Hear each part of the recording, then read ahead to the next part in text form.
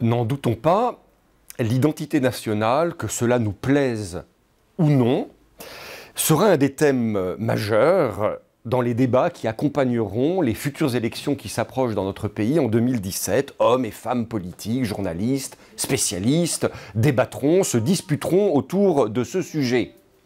Comme chrétiens, un double devoir nous pousse à entrer dans ce débat.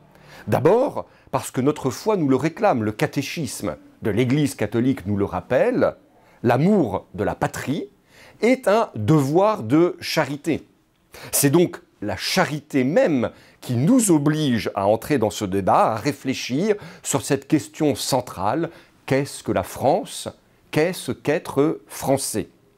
Ensuite, car à moins d'être d'une mauvaise foi absolue, notre foi chrétienne, l'Église catholique à laquelle nous appartenons, ont joué un rôle fondamental, pour ne pas dire un rôle de fondation, dans l'histoire de notre pays, dans nos traditions, nos valeurs, nos institutions, bref, notre patrie.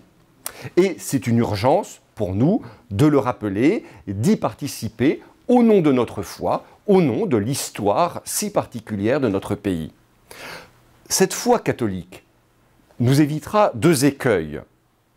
Par le principe d'incarnation, nous ne suivrons pas une forme de mondialisation relativiste dans laquelle hommes, institutions ne sont que des moyens pour une oligarchie de s'enrichir d'une manière sans foi ni loi.